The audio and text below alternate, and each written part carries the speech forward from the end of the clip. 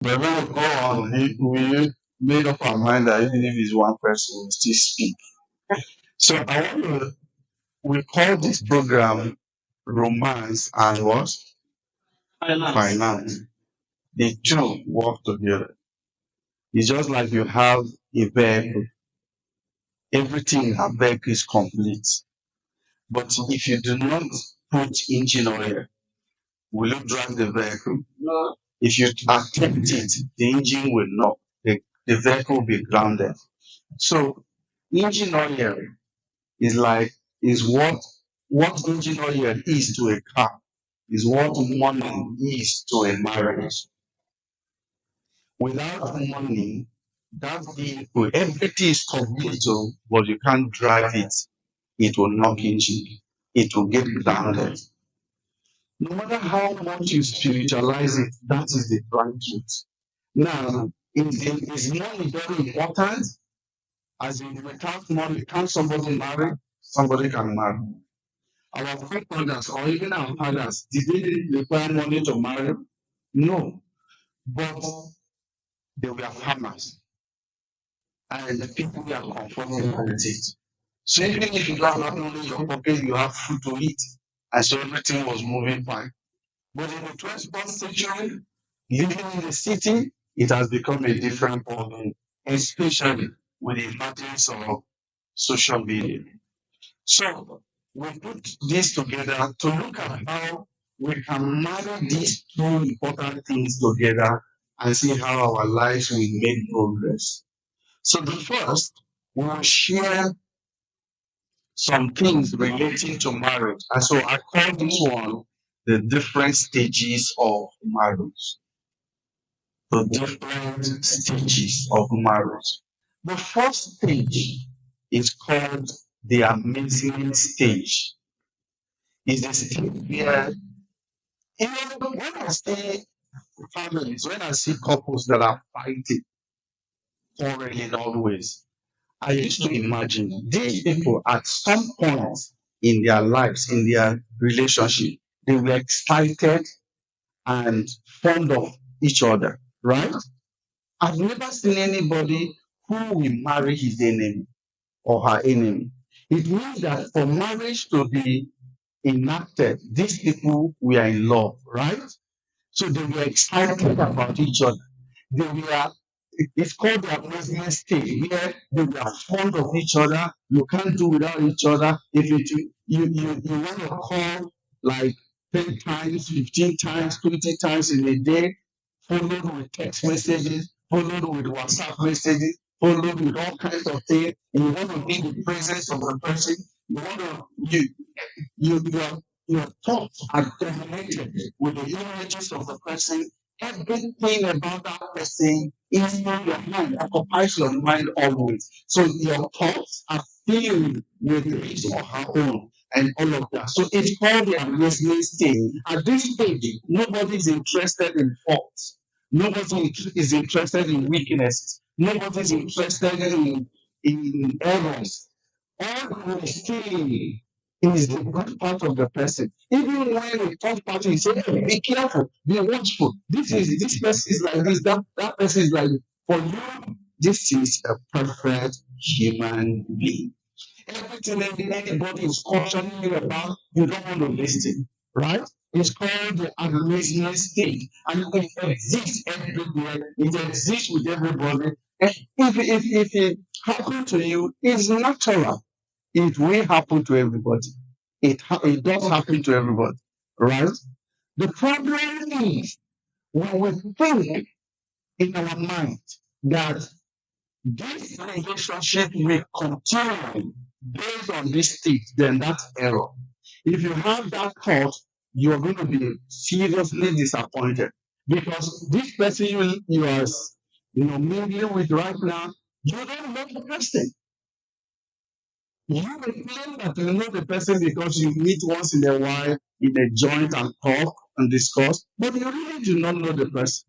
So there are sides of this person that you have not seen, and that side will unveil itself, unfortunately, in the marriage. So It's in the marriage, you will see it. You will see it in that amazement stage, that stage, everybody's excited and all of that. And so it moves us to the second stage that is called the irritation stage. At this stage, you are now married. So at that first stage, you just got married and there is this euphoria, you want to showcase, you want to travel everywhere, you want to, they're just fond of each other. But then all of a sudden, you begin to realize that this person snores too much. This person benches so loudly. This person eats from both sides of his or her mouth. This person, when he's eating, soup is falling on his or her clothes. There are some things you just begin to observe. This time around, it's beginning to irritate you. It's called the irritation stage. It's beginning to irritate you. But there's nothing you can do about it. So you start talking about it. What should you do today? What? Do you know that as little as toothpaste has caused serious fight?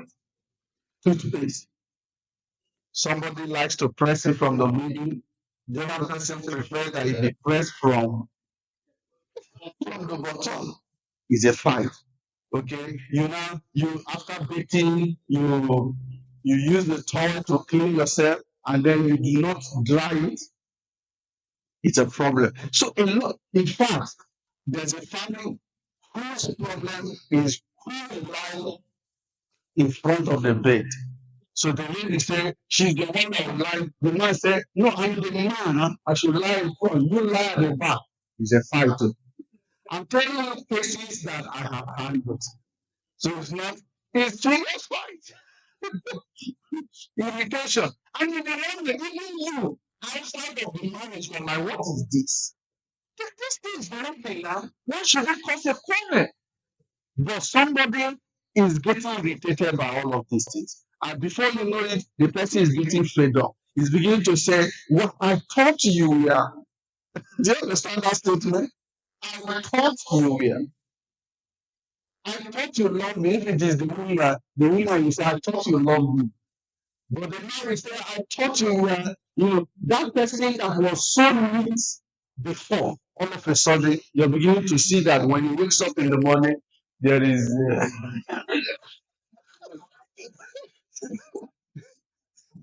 I'm telling you, and you're like, what is this? When you see, I pity people, especially this age, with the age of makeup. When you finish waking up, it looks like an angel. Wait until he sleeps and wake up in the morning. You find out that you just bought something you didn't bargain for. Irritation stage. That stage, many homes have been broken. And some that didn't break as a result of religion. Religion has a way of patching things. Keep it together. What will people say? What would a pastor or reverend father say? What will they just keep patching it? They are patching it, but they are no longer together. They are divorced. And divorce doesn't mean going separate ways. It means divided voice. They are no longer speaking same language. They are not, the world got disintegrated because people started speaking different languages. And once you no longer say same thing, you can't understand same thing, and there's going to be problem. When one is saying one and another is saying a different thing, there's going to be problem. So a lot of homes have been broken at this point. Do you know that there are homes that break at 3 months? Why people? Yeah, you imagine these people come from many months. If you ask them, how long did you get to know? They say many months to know themselves. Then 1 week ended the marriage. You be wondering what happened. The amazement stage makes people not to think that there is a fault. Have you seen parents who warn people be careful, and the person saying, If you don't allow me marry this person, I will die. Or they will even pack their bags and run away to him. Then later, they start calling. I thought, I thought, what did you think? You didn't listen. Some people are calling for invitation stage. If you are not careful, it will break everything. It will scatter everything. You know, you must that I tell people that marriage requires maturity, and it's not maturity is not a function of age, it's a function of the mind. That you're going into this thing, are you really ready for it? Because people have all kinds of ideologies, they have all kinds of concepts, and they will keep teaching you those concepts that are not based on realities. Okay, you hear people say stuff like I can never allow any man or any woman do this or do that to me. If it were you, what would you do? Keep your mouth shut until you get me involved. So you see, when I was growing up as a little boy, my father didn't like draw soup, right? So, but my mother cannot be cooking other soup every day. Once in a while, she will make draw soup. And the man will be eating it and grumbling. So one of the days the draw soup was made. You know what my father told me as a little boy? He said, when you marry, this is in the presence of all of us because we eat from the same plate as a family. My father said, when you marry, whatever you do not like, tell your wife that that's what you like. The things you like, tell her you don't like. The women are specialists in doing those things you do not like. Now, if you grow up, now someone just say, I hear you, sir, which means that's the truth. Isn't it? Now, when you grow up with that concept, the mind with which you be seeing every woman is that these are people who do the things men don't like. If you live with that concept, you have gotten your foundation very wrong.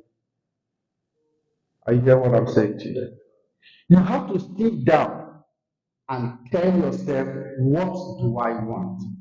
How do I go about this? By taking full control and total responsibility over this marriage. If it is going to work, if it's going to fail, it's up to me. Do you understand what I'm saying to you? I will share three men, when I wanted to marry. So now, next tomorrow is going to be the wedding. Next tomorrow is going to be the wedding. Today, these three men invited me as to elders in church to counsel me, encourage me for the wedding, right? For the marriage. Then one person said to me, marriage is like when you enter into a house or a room where there is light, and suddenly the light is switched off. His mind or in his experience. Because experience is a terrible thing. When you count on people's experience, people as we are seated here, we all have different experiences. And when you share your experience to me and expect me to live by your experience, there is a mistake. So, in his mind or by his experience, marriage is blackout. You walk in blackout. So, what else do you expect?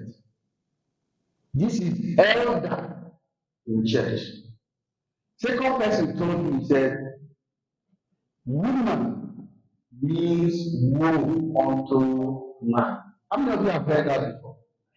Now, when you approach who you want to marry with that mindset that this is the woe unto me, how would you be behaving towards that?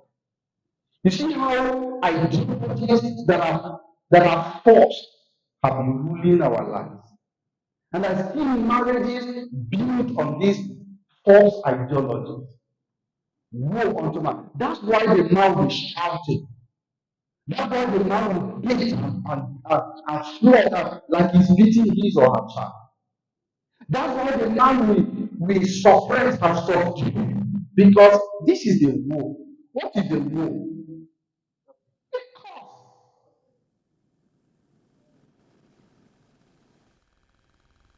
Right? So the third man told me, I said, that I said, people, marriage is like a stage.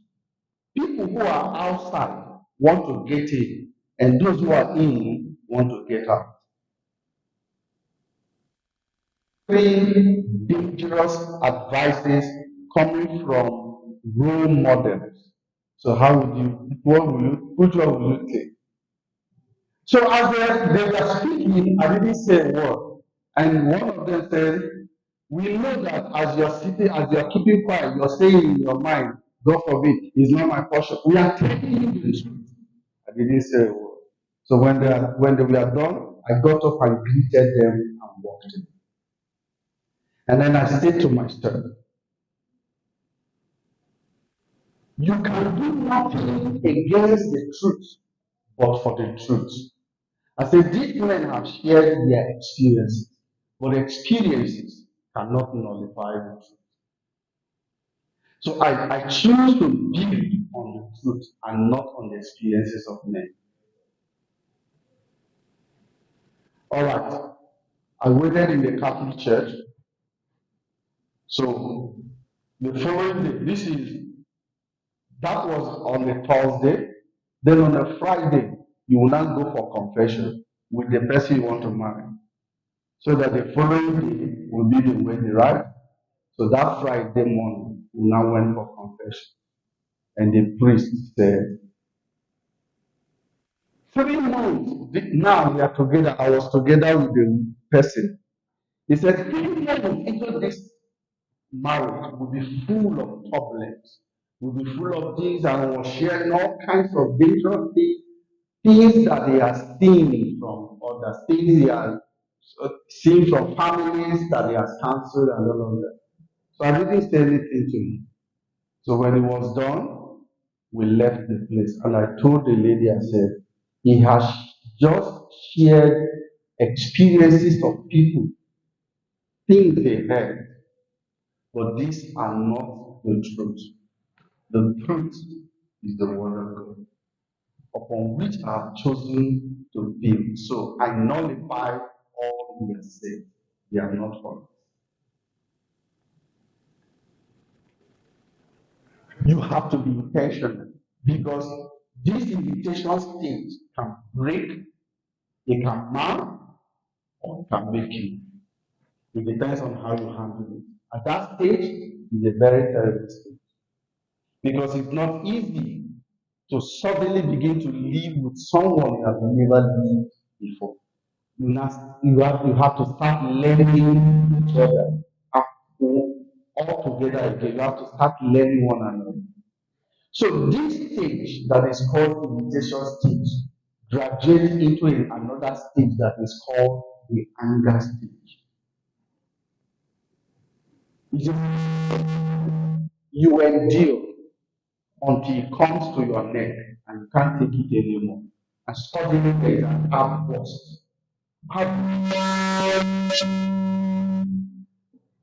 It's an outburst of anger, outburst of I can't take it anymore.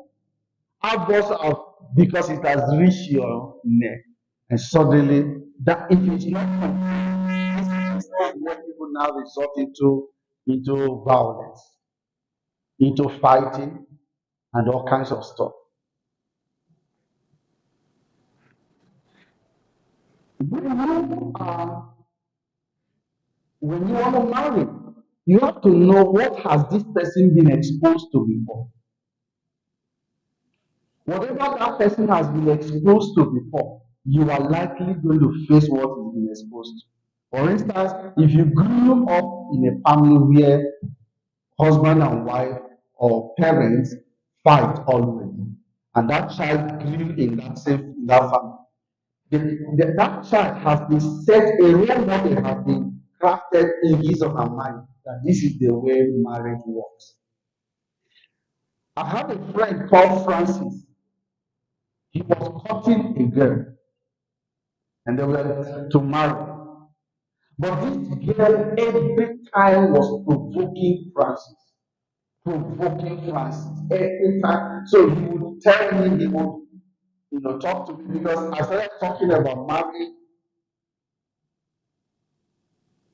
2000, the year 2000, and I married in 2009. So I started talking about marriage when I was not married. So a lot of people used to counsel me, talk to me. So he was talking to me about this lady. One day, Francis was provoked that he had to slap her. They were not married yet, right? So when he slapped her, she said, "You slap me, you slap me," and Francis said, "I will slap you again." You know what happened? The lady looked like he just calmed down and said to Francis, "It's now you're behaving like a man." And from that day, changed. Francis asked me, "What happened?" I said, "It is what he's been exposed to her." In fact, I've met ladies who say to me, they can't marry who cannot beat them. I'm telling you, they can't marry who will not beat them. So when you beat them, that's when you're showing your manhood. That's when you're respected. Now, if you marry somebody like that, you know that especially if you present natural. Are you hearing what I'm saying? So what has this person been exposed to? That thing that person has been exposed to, good or bad, is going to reflect. It is going to provoke him. This is why at that stage you have to talk to yourself, advise yourself, because no counsel works. Let me tell you the truth. No counsel works in marriage except the counsel you give to yourself. You see, the fight over rights is what destroys so many homes. Fight over rights. Until you come to a point where you say to yourself, I rather choose peace over rights.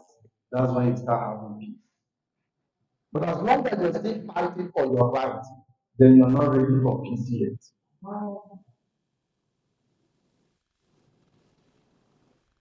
Hmm. So that higher stage is a terrible stage that has ruined so many homes. Then, as you continue to move on, as you begin to advise yourself, as you begin to counsel yourself, as you begin to speak to yourself, I take responsibility. If this thing is going to work, it's up to me. If it will not work, it's up to me. Then you move to the next stage that is called the resolution stage. Now you're beginning to talk, you're beginning to understand each other. That in marriage, there are some attitudes, character, behavior that will stay with you forever, that will not change. There are some, for instance, if there's someone, you don't like somebody that's not, but you are married to this person that's not, you quarrel and talk about it, quarrel and talk, you have to accept it that this is it. Is there anything that will make the person to change from snoring? If you someone that sleeps and then wakes up and you see all those marks here, can you change it? You have to live with it. If somebody that has mouth odor, maybe that one you can have some solution, some sort of solution, but you have to live with it. Hmm? You have to live with it. If it's someone that is too social, there are people that are very social, that as they move from here to that junction, they have talked with 100 people, and each person will look like they have serious connection. Meanwhile, there is nothing. If you don't understand them, you think that you are going to be, you will feel it, you will feel rejected, you will feel, abandoned, and you just catching cruise and having fun, ignoring you. You will have problems if you do not understand. Are you going to change him or her? No, you've got to leave because that's a nature. That one is a technology. You can't change it. It can be motivated if the person cooperates, but if not, that is who he or she is. Right. So if you somebody that has, that was brought up with harsh and hard voices. Every time somebody, the father is talking to him or her, or mother talking to, it is with shout, it is with anger, it is with the abuse, and he's going to grow up with it. And now, even in his love too, it has harshness, harshness on that too. You understand? What are you going to do at this point? Keep on fighting about it? No, you've got to adjust. So resolution stage is a stage of adjustment. It's a stage of acceptance. It's the stage you have to start adjusting yourselves and knowing that, hey, these are the things I wanted, but I've got to slow down. You see, you remember uh,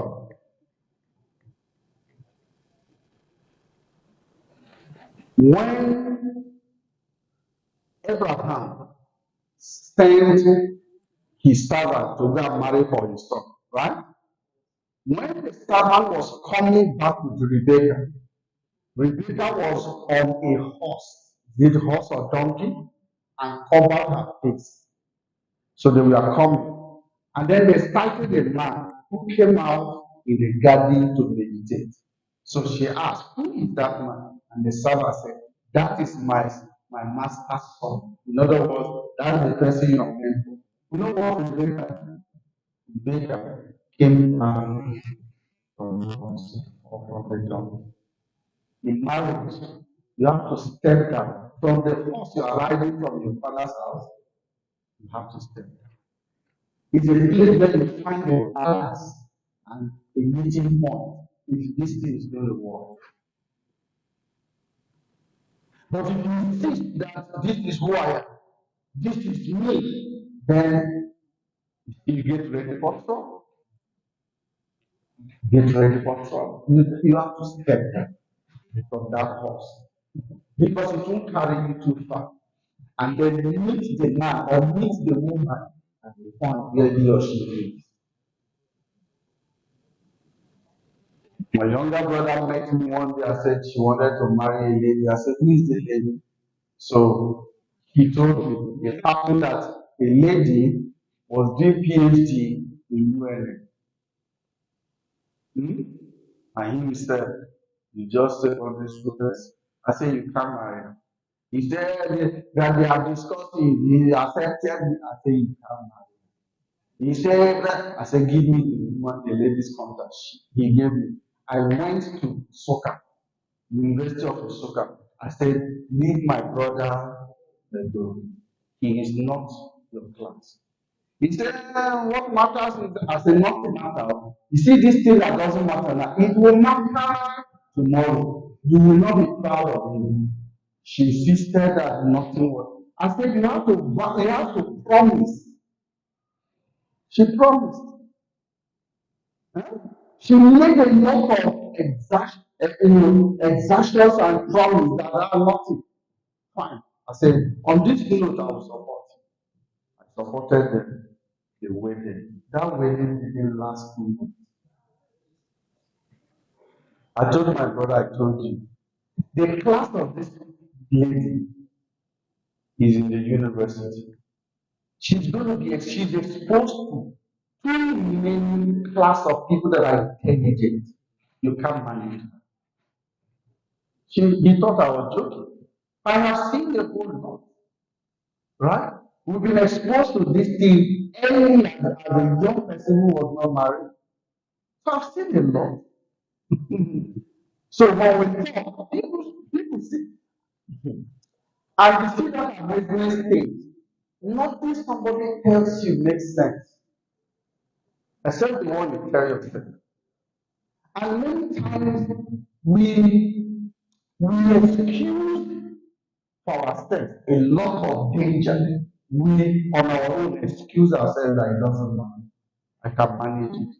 Haven't you heard people say, I will marry him or her, will change him or her? What cannot be changed now?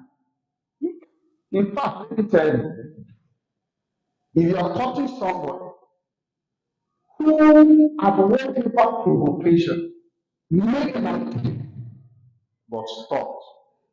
In marriage, that one cannot be stopped anymore. If he ever made an attempt but stop, he didn't slap you, that attempt is a red flag. Because it's going to be multiplied many times in marriage. You see, anybody who you provoke in a way that he boiled in anger is a red flag. Because at this stage that love has no fault, there was that tendency. Then imagine what will happen when everything has been seen and exposed. But at that stage, nobody listens. Nobody sees it as a problem. Please help me call freshman. So, so that resolution stage is a stage where you have to begin to work on yourself, begin to compromise on so many things. I told those that came yesterday that when I was smaller, I was a perfectionist, and it's dangerous to marry a perfectionist. You know, perfectionists walk into a house and there is and I might stand.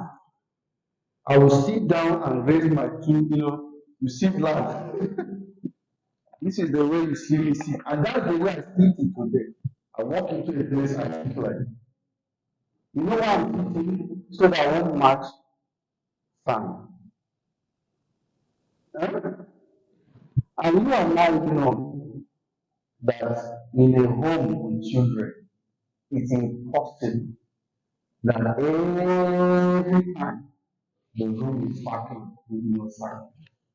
So now, if you're going to have peace, you have to compromise. If you're not ready to compromise, you have a lot of progress to make. You understand what I'm saying? So I told myself, those things that look like I couldn't do without them, I told myself that now these things no longer matter. You can change, you can transform, right? There was a time I was addicted to banana. To the point that people used to ask me, how is banana? Then one day I sat myself there and said, you see banana? You're not eating banana. That's why today I don't have favorites. That I walk home now, my wife is asking me, what would you like to eat? She has stopped asking that question. Because to me, anything. Anything is not anything. Say something, I say anything. I build myself not to have favorites. That anybody can use to, remember what my father told me. So now I don't have favorites. I don't have anything I'll say, it is not this, it must not, no. There's nothing like that. So that you know you have your peace. But if you speak on something and hold this so tight and you won't let it go, then you're causing problems. So that stage we go to the fifth stage that is called the acceptance stage. Those of you that are just coming, I don't know how okay, but another speaker is coming. So we discussed the stages of marriage, and we said the first stage is what? Yeah, the first stage, that time that you are so fond of yourself, you love each other, it's called the amazing stage. You are amazed at one another. Whatever everybody else is saying doesn't matter.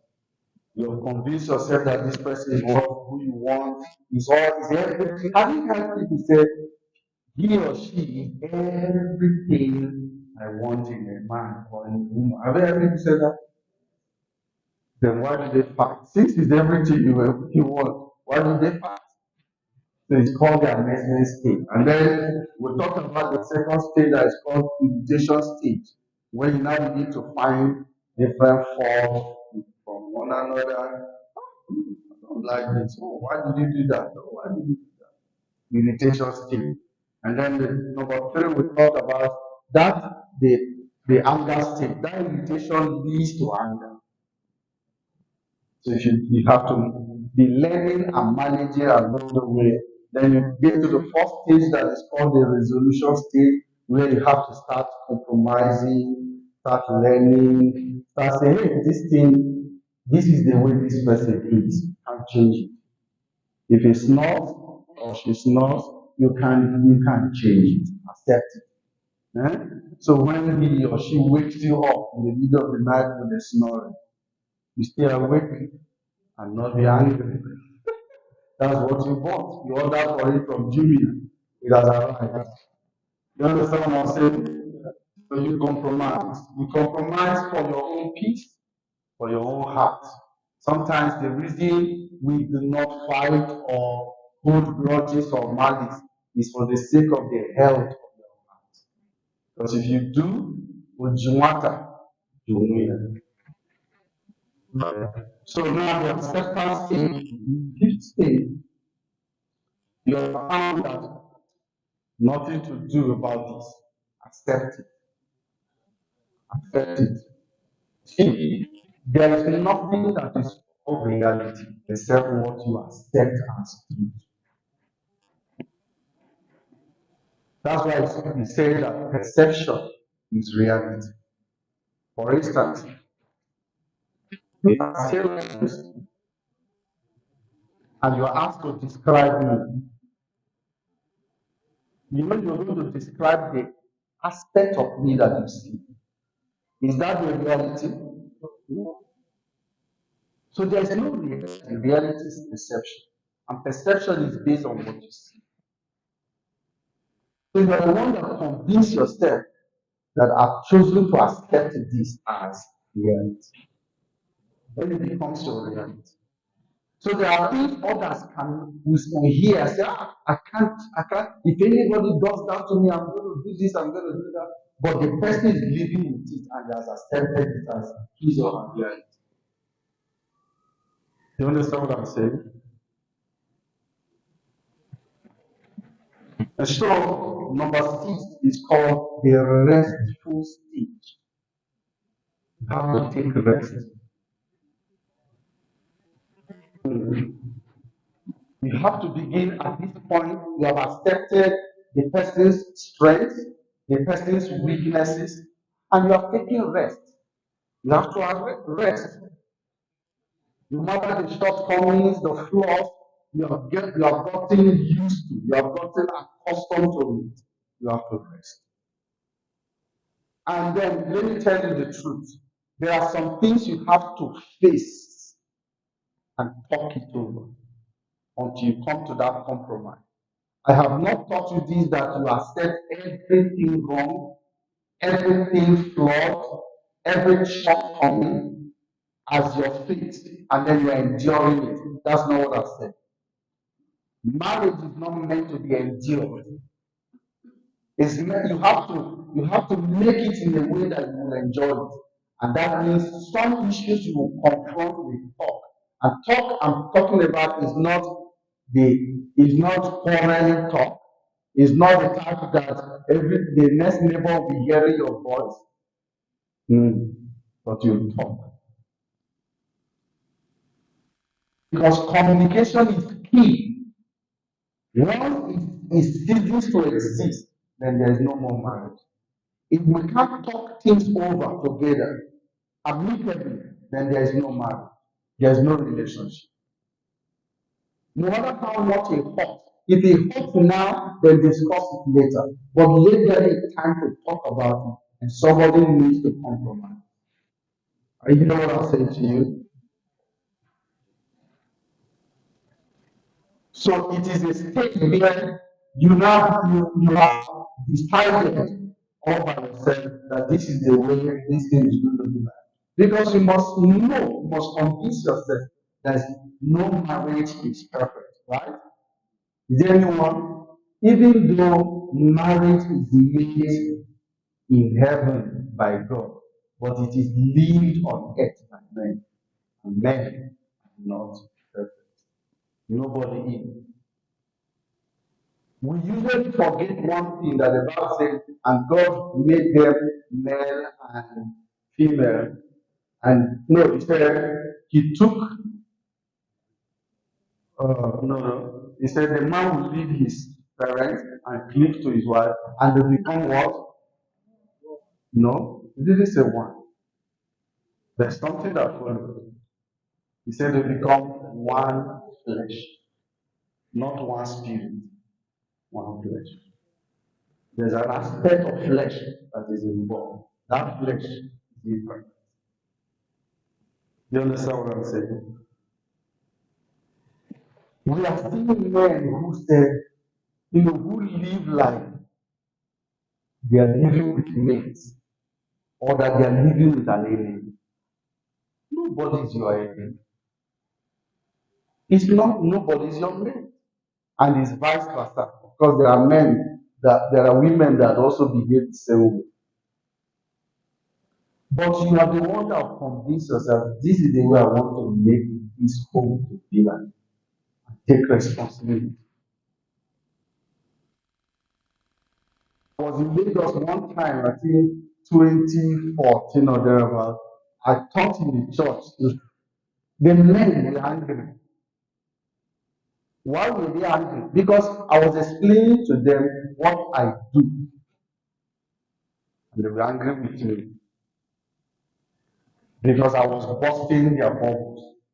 To them, how can a man say he's doing such things? Because I told them, when we married, young family, no money, you're just building up. And let me tell you, even though we say money is important, but I can tell you that it's not everything. You have to just be sure that this person has a vision that is going somewhere. But don't look at the size of the pocket. That's for the married anyway. You already there. So you don't look at the size of the pocket. So there was no money. So that time there was nothing like washing machine. So every Sunday we soak our clothes before going to church. So when we return, my wife is in the kitchen cooking and I'm doing washing. That time, the place where we live, it was well water, right? So we used to buy, we live in the north called Merua. Then we used to buy water from them, but we had well. And as long as I could remember, God bearing me witness, I've never allowed my wife to draw water from that well. I drew the water. I do the washing. I didn't know how to cook. She does the cooking and do the washing. I hear what I'm saying to you. So the men are angry. How can you say such things? So I come into kitchen and I'm cutting vegetable and we are talking and she's cooking. Now this whole thing is if you decide to just sit down in the parlor, cross your leg and watch television, you do nothing. You can do it too. Nobody will do anything to you. But I chose a different path because one thing I treasure in my whole life is called peace. I am a titled man now. Even though I don't know what title is. But they gave me Eugene and why. Because that's the way to survive. That's the way to live in peace. But you really every time. And each time you fight, even though you think that you are beating somebody, but you can't be happy. You can't be happy that somebody is unhappy around you, no matter who you are. So, whereas this thing is not perfect and you are not perfect, because I know a lot of things that I am not perfect about. And somebody has accepted me that way. So I have to accept her in her own imperfection too. So that this thing will work. I want to build a home where our children will grow up and I will never see two adults exchanging words, not to talk of fight. So on the 25th of this month, we did 16 years anniversary, and we have never, God bear witness, quarrel. You know, when I say it, people don't believe, but I say it before God, I do not lie. You know what it means to quarrel? We never quarrel one day. And it didn't mean that we are perfect.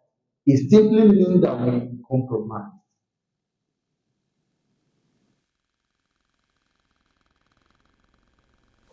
It didn't mean that everything each one of us have been doing and pleasing to each other. But we have learned to overlook. And overlook and forget it. So I told myself number one rule is do not wait for somebody to tell you I'm sorry later. So I forgive in advance. My wife is aware. I forgive in advance. And she has imbibed the same culture. So in other words, I offend her. I have been forgiven if I offended her. I offend her. Yeah? Or she offends me. She's been forgiven in advance before the offense. So I do not wait for there's nothing like okay, we talk about what happened and somebody says, okay, I'm sorry. Yes, it has never happened because nobody is looking for it. I don't think you understand what I'm saying. This is hard, but that's the way we made it.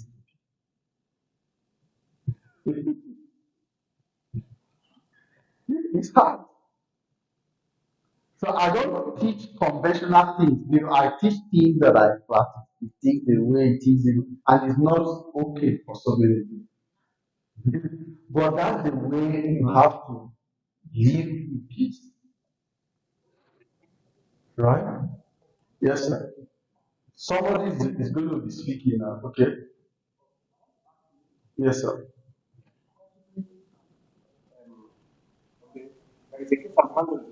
Mm-hmm.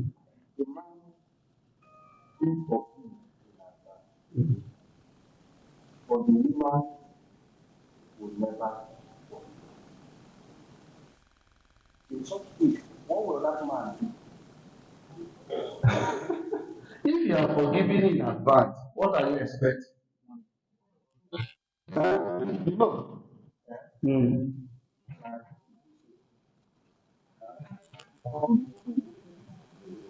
Mhm.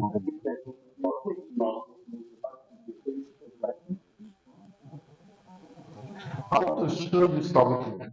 You know where I learned my own. Eh? When Jesus told Peter, you're going to deny me, all right? And Peter did 3 times. At that point that Peter denied Jesus, Jesus was already being humiliated by carrying the cross, right? There was something that happened. Their eyes, they are the third denier. The eyes of Peter and the eyes of Jesus met. It was at that instant that Peter broke down, began to cry, and walked away. Now, that eye was not the eyes of rebuke, it was the eyes of love that convicted him. I realized that love means much more. that will keep. Check for instance, if you check through scriptures, every time God brings anybody back, it is through love. It is preachers today that think that it is you preach until somebody is crying out of guilt that you have preached. That's not preaching. That's wrong preaching. The preaching of Christ is preaching of love. That the person comes because of love. And so the woman that was caught in adultery, what was it that won her? He said, neither do I condemn you.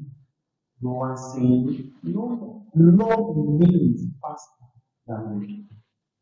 So quarreling and fighting and telling each other's fault, it doesn't mean anything. Overlooking. I shared with you yesterday about one day my wife told me, said, a woman where they were working, where she was working, told her, never you let your husband know how much you're earning. That men are this, men are that. But she came into the marriage and then began to observe. She was observing me, and I wasn't aware of what somebody had told her. But one day she told me, look at what somebody told me. But he said it will be wickedness to do such things to a man like you. What if you are just living like any other man? I would have lost her, even though we still be living as husband and wife. But I would have lost her because of what somebody thought. Somebody, when someone else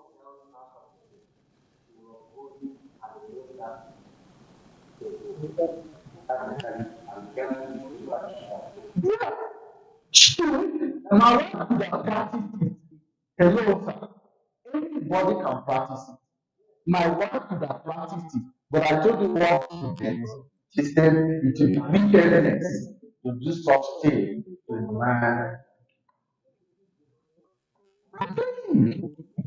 Life attracts life.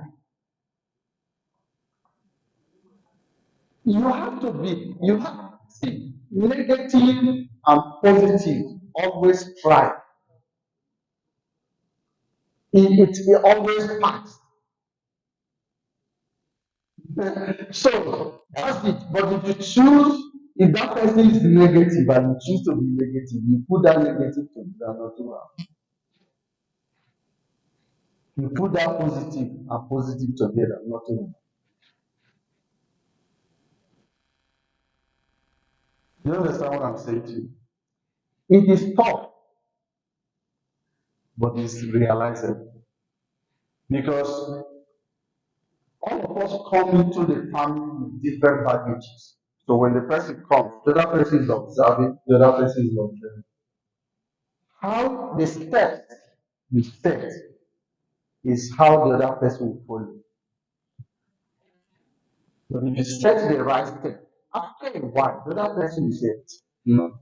Even though I know that there are some unique cases, like this one was saying that it might be a unique case.